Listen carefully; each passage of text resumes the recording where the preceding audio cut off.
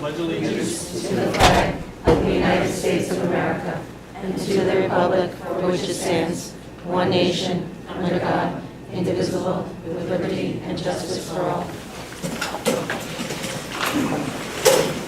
Good evening, everyone. Tonight is the third of 4 scheduled budget work sessions. I think that as we get into it, you'll see that we've refined some of our projected expenses, or to-be budgeted expenses. We are still, of course, waiting on the final state's budget, which will inform us as to how much state aid we're getting. The deadline, of course, is the end of the month, April 1st. We'll see. There's some rumblings that they will be on time. Up until now, everyone's kind of assumed that they would be late. Now there's some sign they might be on time, but we'll have to wait and see. Without further ado, I will turn it over to Mrs. Burns.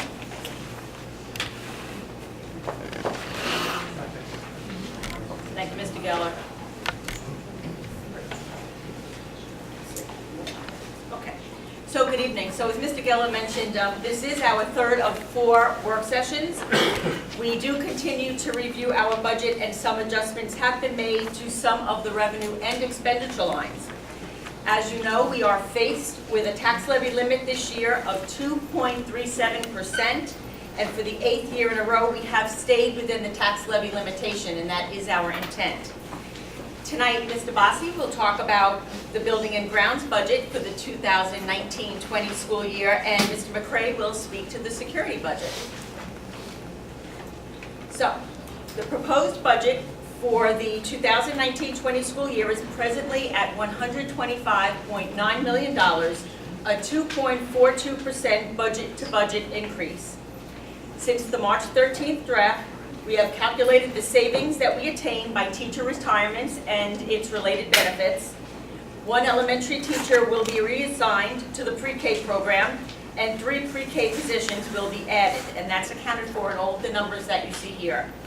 This draft also reflects the lost rental income as a result of BOCES not renewing its lease at Sarah.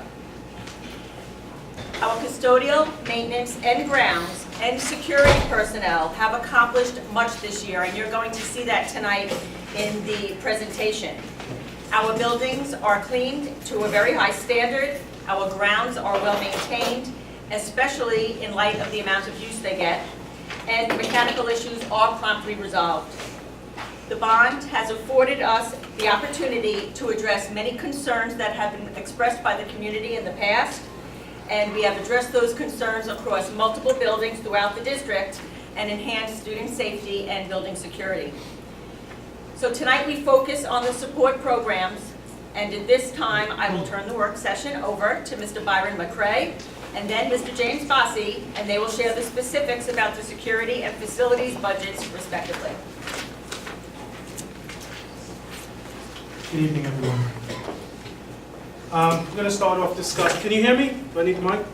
No? Okay, great. All right.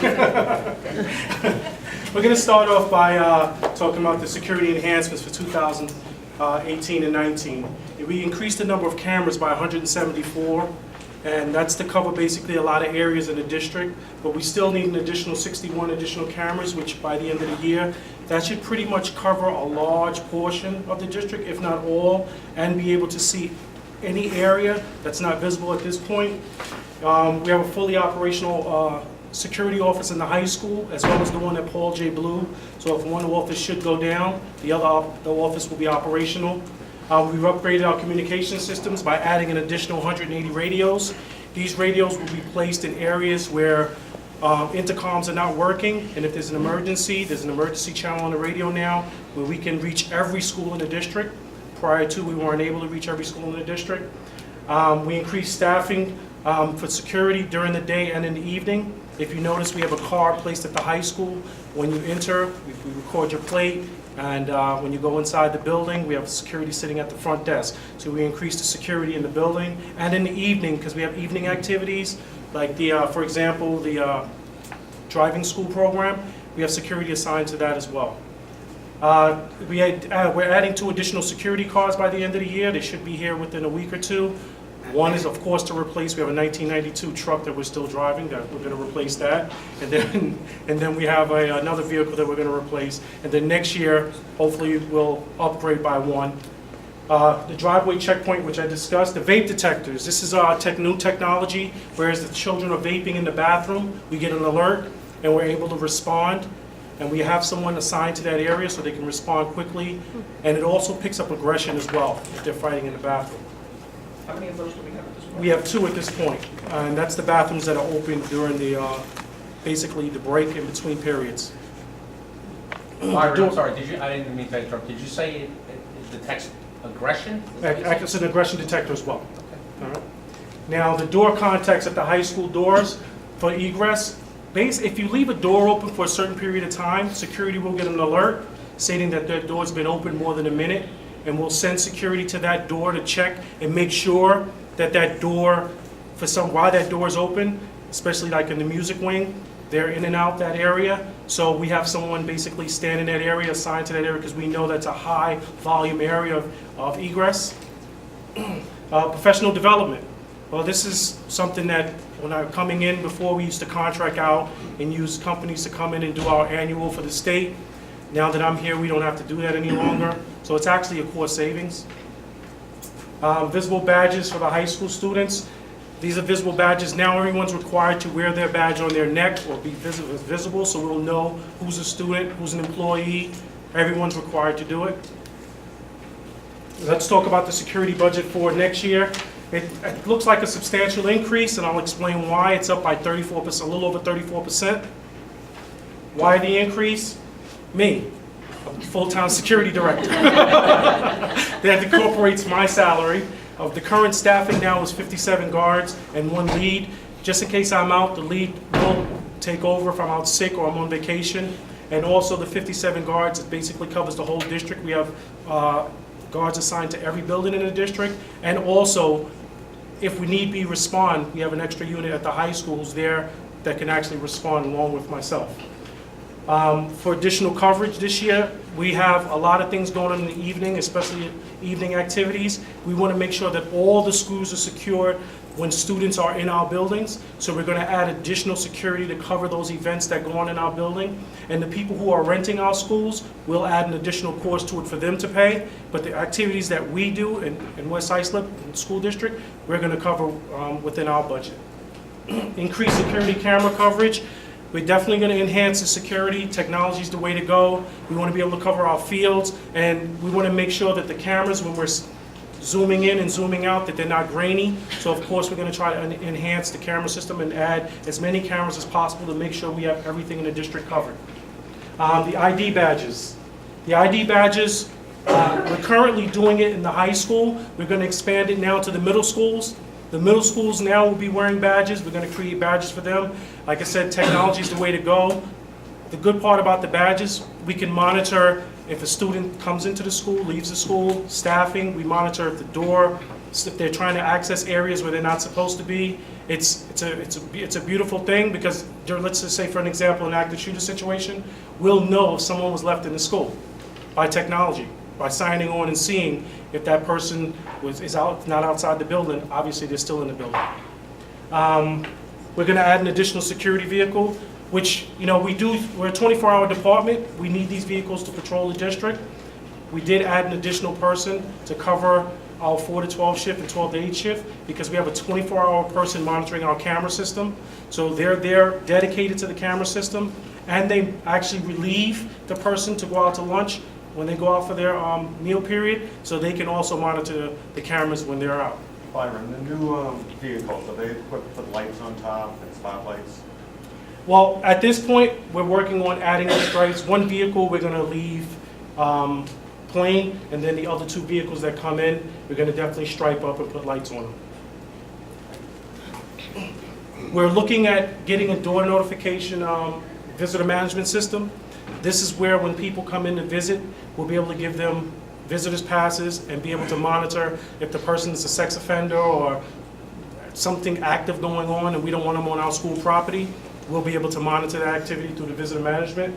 And professional development. Professional development, what I would love to do is, right now we have 57 guards. We have about 75 to 80% retired law enforcement and active law enforcement. I would like to get the security guards that are employed here up to that same level of training. So we're going to work on professional development, get them substantial training so they can learn how to be just as equal as someone who's retired or active in law enforcement. Any questions? I have a question. With regard to the vape detectors, my understanding with the ones that we have now is that they're not very good. And that perfume, hand sanitizer, the hand dryers in the bathrooms all set them off. Can you? Yes, I can explain to that. So what we've done is we've gauged the vape detectors to 300, whereas it's from 0 to 300, it would pick up perfumes, hand sanitizer. So we set the level at 300 so we know it's a vape. So that's how we're monitoring it. Nothing's perfect. It's still in the trial phases, but it's helped. It's decreased the volume of vapes that we are getting in the bathroom, and we're down to like 2 or 3 a day sometimes, which originally we were 7, 8, 9, 10. So it is helping. So it's more of a deterrent. You know, once they know it's there, they're not going to do it. And it also helps us, like we had, for example, if someone is in there vaping, we'll get a reading of 1,000. And if the margin is set at 300, we know that someone's in there vaping.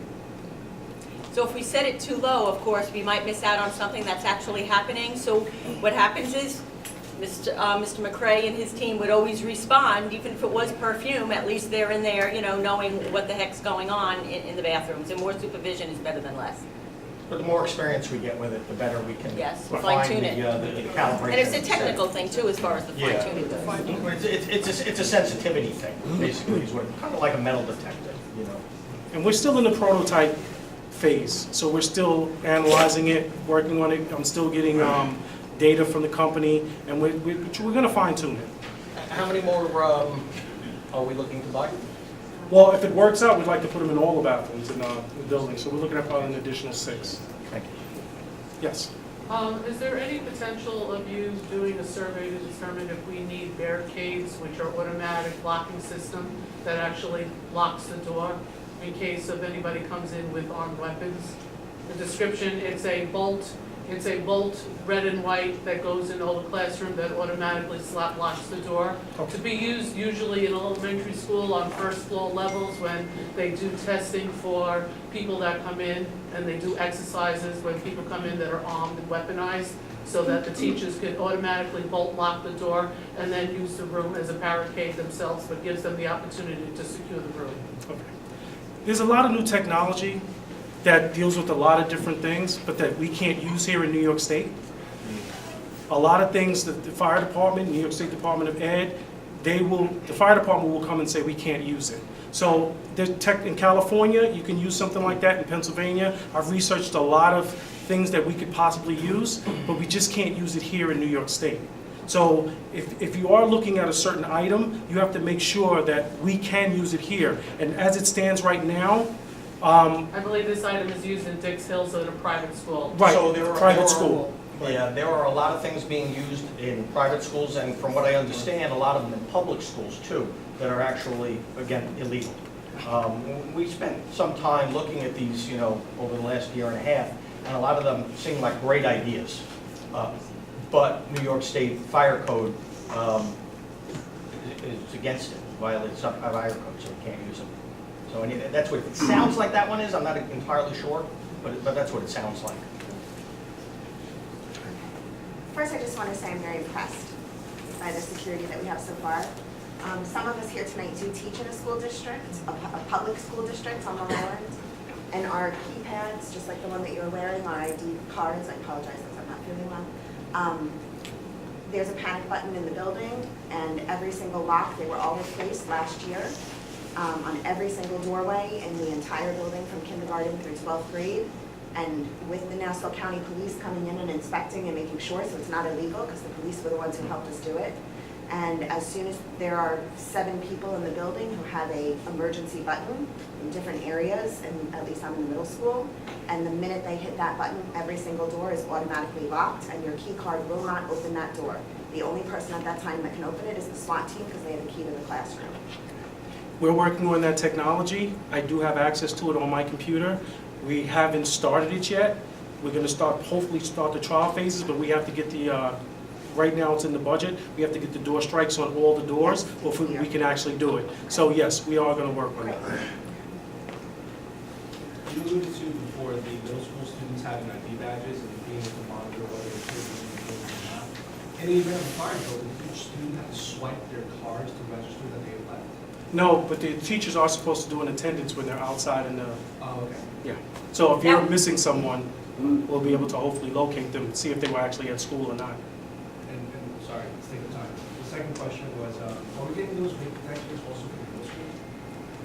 At this time, no, because we want to make sure that I don't want to spend money on something that's not going to work and it's guaranteed to work. So we're going to monitor it first and make sure it's actually working. And then maybe later on down the line in next year's budget, I can include some for the middle schools. But as it stands now, I want to make sure that this thing works before I spend the district's money. Yes. And just a question, do the kids swipe in with them? No, they don't swipe in, but, you know, I do find a lot of kids, it's rare, but I get about 100, 120 swipes a day from the kids trying to get in the areas they don't belong. So, right, tell who's where, right. So that's why I said that earlier, because it's amazing how I come in the morning and then I'm checking the IDs and I see kids trying to access areas, and they probably don't know that they don't have access to the area at that time. Okay. Also welcome to the district. Thank you. Okay, thank you. I'll bring up James Bossy. Byron, one question for you. Well, actually, the superintendent maybe. We can get a breakdown of the increase for the equipment on the sheet. Yeah, if you could break the equipment out from the budget and just give us a breakdown of what that is. Thank you. Can I just ask one more question? Sure. I work here in Beach Street. I guess the building was designed in the 1960s. My classroom door, and I'm thinking, for my kids and everybody in the building in the district, there's a glass panel right above the door handle. So, if an active shooter comes in, shoots that glass off, I mean, couldn't they just come in? No. Right in? There's nothing No. to stop them. That's why you barricade the door. But they always tell me that at 5'4" and so much, I just feel like, is there anything else we can look at other than me myself with a bunch of 12-year-old panic kids? They tell me to throw textbooks. I'm not going to move my desk. I mean, that's It's positioning, and yes, if you look at all the active shooters, and I'm very familiar with the active shooters, I do a lot of research dealing with active shooters. You've never seen an active shooter reach in and try to open the door from the inside. They reached in, they tried to shoot through the glass, but if you're positioned in a certain area, it won't reach you. But then they But brought this the Suffolk County, a sheriff came in, remember he was telling us about, basically try to get out of the room Right, because so I they're sitting think, duck. I think this is perhaps a discussion more appropriate for a faculty meeting or perhaps some Well, I brought it up in the PD, faculty but not meeting. related to budget. Yeah, I'm just curious to see if we're investigating that. I brought it up for the past 5 or 6 years. So I'm just concerned for my safety and the student safety. It's just the building has been designed in 1963, and I don't know if Udall, I have a son in Udall. They're all the same. Well, I've been going around to different schools doing active shooter presentations. I'll definitely come to your school. Yeah, look. And I'll actually visit your classroom to talk to you. Yeah, come see me, 214, we're all on the Well, same we'll- I just, Mr. Bossy? We'll add this to our agenda for the safety and security. Yeah, because I've been bringing meetings. it up in the faculty meetings, and, nothing seems to get addressed. Okay. Yeah, We'll take a look at it, thank you. thanks. Thank you, Mr. McCray. Mr. Bossy?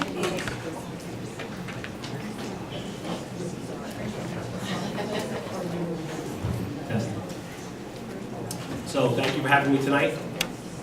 Does this work? Yes. I just want to start off by saying, related to the security department, working with Byron has been a pleasure. He's now focused 100% of his time on all the things in the schools. Also, I would like to mention that the Director of Technology, Rihanna Fulton, has been a big help, and the three of us working together has been amazing. Really, combining the technology and the manpower and the equipment we're buying into one common effort, it's been clear across the district that the security level has increased dramatically. When it comes to some of the equipment that I get involved with buying in the buildings and grounds, it does impact the schools directly to improve their security. So I'll start off with some of the accomplishments we had in the past year. We've installed LED lights across all the schools, All the 4-foot lights like the ones you see overhead, this style of lighting is now LED. It was only 10 years ago or less that we upgraded to T8 technology, but every time we increase the efficiency, we increase the longevity, we start saving money on the utility bills. It's been a terrific thing. Also, we've retrofitted or replaced exterior lights in the parking lots and the building lights. We haven't done every one yet, we're about halfway through, but some of the parking lots that were either very dark or they had very reddish lights or orange lights, couldn't see very well. That's also saving energy and improving security. We've upgraded the high school Mac lab, or we upgraded and renovated the Mac lab, the digital photo video lab, the physical education studio, and the Bistro Cafe, which was formerly Cafeteria C. Those improvements have really been nice in the high school. We installed new shop compressors in the automotive shops. We constructed a high school security office, as Byron alluded to. We redesigned the district office basement. There's also a server room down there that we've dedicated an area to, and we provide dedicated cooling to maintain that security of the network. And we've addressed over 1,600 work orders across maintenance with plumbing, electrical, carpentry, mechanical repairs, heating, all that.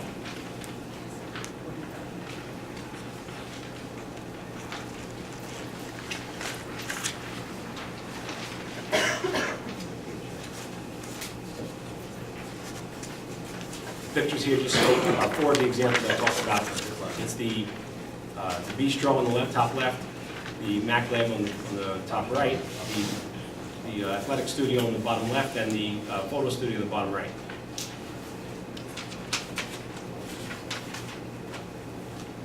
The proposed budget from last year to this year is a change of $376,000 for a 4.68% increase. The reason for the increase is the number of things that we're trying to improve across the district. At Udall, we have a home economics or family and consumer science classroom. It's a pair of classrooms, actually. We're talking about a major renovation of those rooms to allow updated appliances, countertops, flooring, ceilings, lighting, everything involved with the program. The way it looks now, it's really from decades ago, so we'll do a major improvement there. Also, the steam traps that we have at the 3 steam building, which is the high school in Paul J. Ballou and Currahee, all need updating and replacing the steam traps. That'll improve efficiency and comfort. The entrance of many buildings is deteriorated concrete. We'll repair some of those across the district. Sidewalks at Udall and Okonock will be expanded for the students to walk for arrival and dismissal.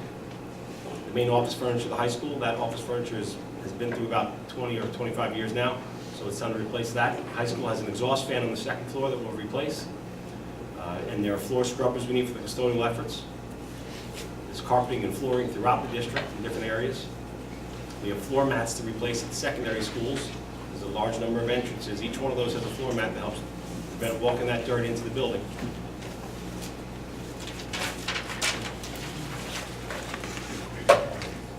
For the ball fields, we're always maintaining those for the spring season athletics. We need to get a new ball field tiller attachment, which goes behind a tractor. We have an articulating service lift in the budget. That'll help us work on building issues that are up high level, like some tree trimming or parking lot repairs, parking lot lighting repairs. We need to get a plow set up for the plumber's truck for additional redundancy with the snowstorms. We need new garage doors at the transportation building, which are original and in very bad shape. We'll replace them. A moving van for the information technology department. I said before how we work together with the tech department. That'll be a shared vehicle that we could use to take care of some of that 2019, 2020 technology we're trying to put in. Faucets and fixture replacements. This goes back to when we did all the lead testing across the district. Some of those fixtures, we've replaced all the ones that were necessary for the students to use, but there are additional fixtures that we put stickers on that were not commonly used for any consumption, but we're going to start replacing some of those as well.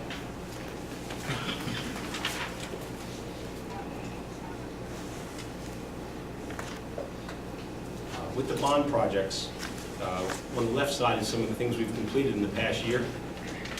The high school turf fields, Barbarian field and baseball field. The high school auditorium. High school girls gym ceiling was replaced. The high school has stair treads and exterior door frames, also some stair treads at Beach. Udall has a whole new track replaced outside. We did roof replacements completely at Beach and Udall. Ceiling replacements at Beach and Udall as well. That was a crazy summer. We had to rip everything out of the building to replace all those ceilings. It's all done. We did a good year with that. band room renovations at both middle schools as well. Phase 4 is the summer coming. We have a bunch of work with that. We also have security vestibules going in across 6 buildings, as well as the high school has 2 vestibules going in. We have district-wide abatement of floor tile, including the one that we're on right now. We have renovation of student and staff toilets, or all the bathrooms that were not renovated back in 2000, the bond back then, those will be renovated this time. Planetarium, it's a massive upgrade there. It's going to be amazing what they can do for the curriculum. The main turf field lighting and the security gates of that turf field. A speaker system for the high school gymnasiums. Updated art display and cabinets in the high school. Improved ventilation for the high school gyms, locker rooms, and wrestling room. Sound and lighting upgrades for the middle school auditoriums. Roofs at Bayview and Okonock, as well as new playgrounds for the kindergarten age group. And as well an enhancement of the 1st through 5th grade playground as well. And building and elementary signage. We already replaced the 2 middle school signs. We'll be doing the elementary schools this summer. I want to mention that this extra work that we have when we take on a bond project of $50 million like we did over many years, it does have an impact on our department. We do end up having to facilitate additional meetings and discussions and design plans and extra impact on our custodial staff with the contractors that work both in the summer and also during the year. So that's been an impact, but it's all to make the place better. So it's been good. The next page, I have some examples of some of the work that we've done. This is the new Barberry turf field. It's a multi-sport field for different seasons. That's the same view of that field, but you can see in the distance also Paul J. Ballou and the first turf field we had in the bleachers there. This is the varsity baseball field, just installed weeks ago. They've been playing on it, they love the field. It also has the only built-in artificial turf pitcher's mound in Long Island, if not the Northeast. We're trying to find another place that has one like this. It's a custom mound that is going to last us a long time. This is the Udall roof in the process of getting replaced. I told you this would be exciting stuff. This is also this is the high school roof after replacement. This is the auditorium. This picture does not do justice for what it looks like during the performances they have with the lighting and sound improvements that were made. This is an example of one of the stairwells that was totally refinished and new stair treads for safety. Okay, I guess that's it. Any questions for buildings and grounds? Jay, in the budget, I see you are projecting a decrease in electrical costs next year. Is that due to the new lights? Is that a rebate, or is there a change in cost? It's mainly due to the new lights. I would say that we had a small increase in the electric rate, and we also had an increase in the electric consumption because of all the technology we've been putting with smart boards and everything, but we had a massive decrease in the lighting efficiency, or increase in the efficiency, so that balanced out and ended up being a small deduction from my estimates. And you stayed the same in your assumption on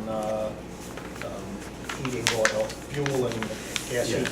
With those, it's about the same. It's hard to predict how the rates go up and down. It depends on how they go up and down during the month that you use them at the most consumption. So July and August are more important to look at the rates than the other months for air conditioning and electric. And certainly January, February are important for the fuel oil cost or the natural gas. So, but we're an efficient building now. We've done new boilers across the district in the last number of years.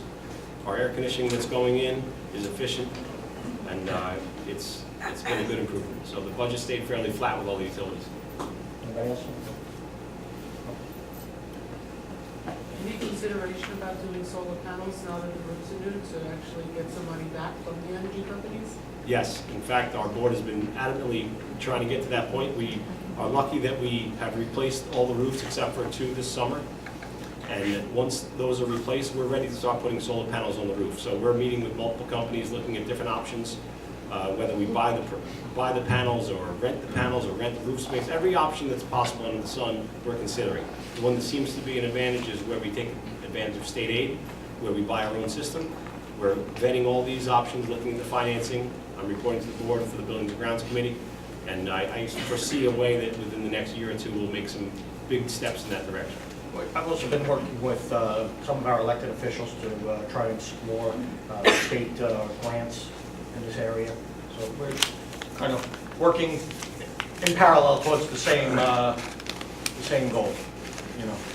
So, you know, and you're right, it's really about having the new roofs now, because before we couldn't sustain the additional weight.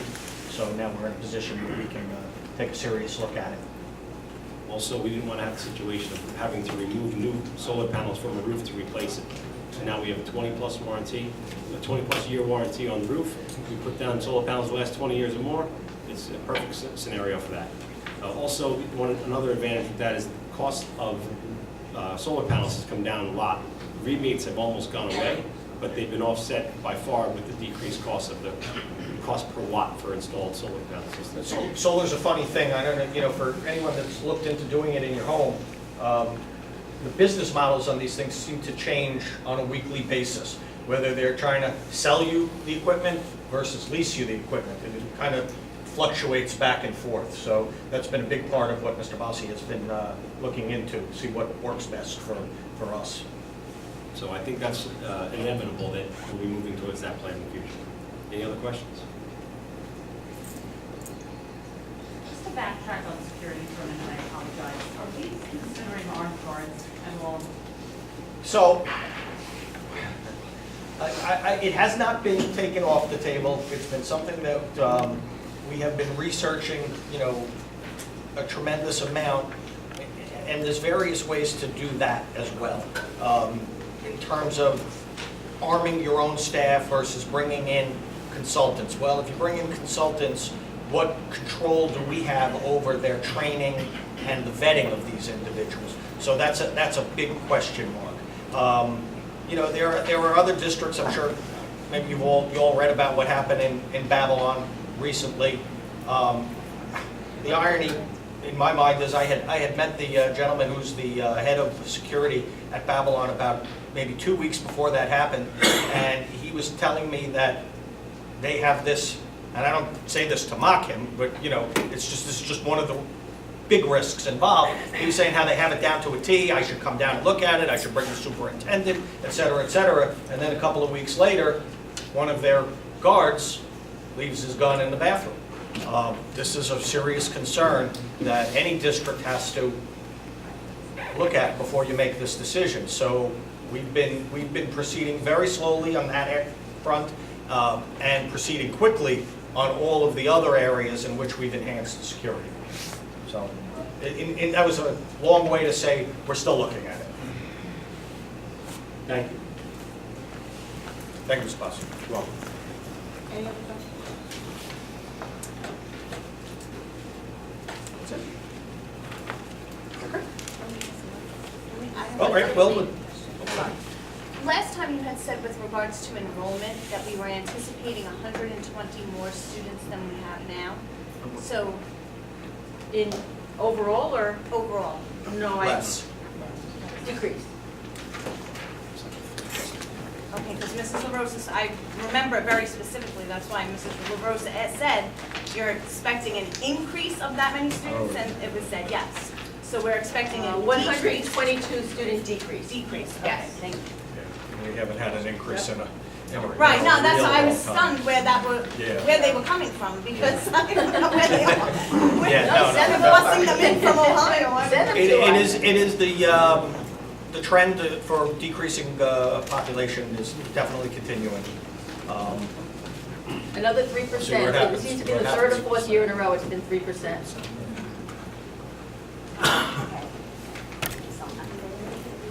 Sorry. Good evening. I am here tonight as one of many concerned parents in our school district.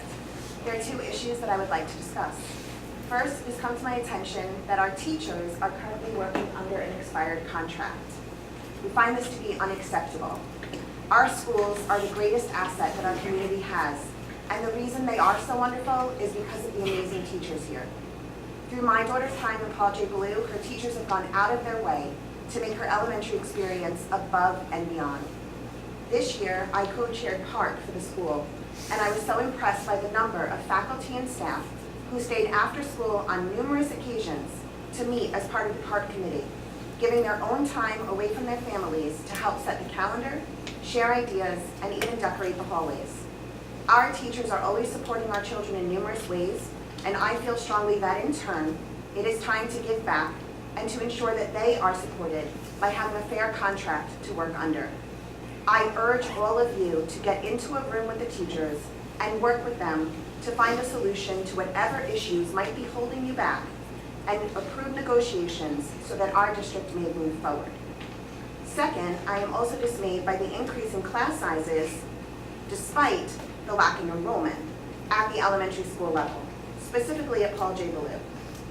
Studies clearly show that every single extra student in a classroom diminishes the learning experience of each child in that room.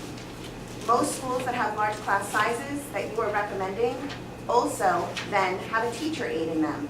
Yet here, we have none. We have gone from 16 to 17 kids in a classroom 2 years ago when my daughter was a K-kid, to now maybe even 25 or 26. I know your records show 22 to 23 or 24, but every new student increases that number. The Paul J. Ballou students and all West Islip students deserve better than that, and I hope that the Board of Ed will do right by our students and give them the education that they deserve, and that you keep in mind that many people move here for our schools, and the fact that we had small class sizes. This only hurts our entire community. I am sure that there is money that can be found in the new budget somewhere to hire more faculty to help alleviate class sizes.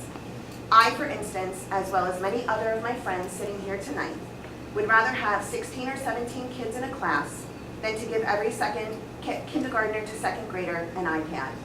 An iPad cannot teach our children, cannot nurture them, or be a role model the way that a one-on-one loving and dedicated teacher can be. Thank you for your time and consideration. Thank you.